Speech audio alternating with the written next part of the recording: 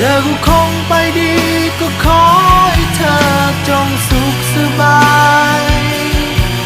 เธอจงเดินไปตามความฝันของเธอที่เธอตั้งใจ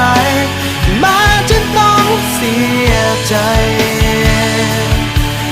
แต่ฉันจะรับไว้เองอย่างน้อย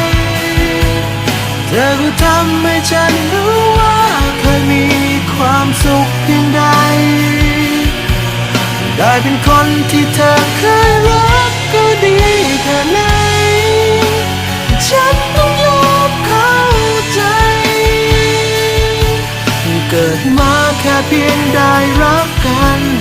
สุดท้ายไม่เป็นอย่างฝันฉันยอมทำใจ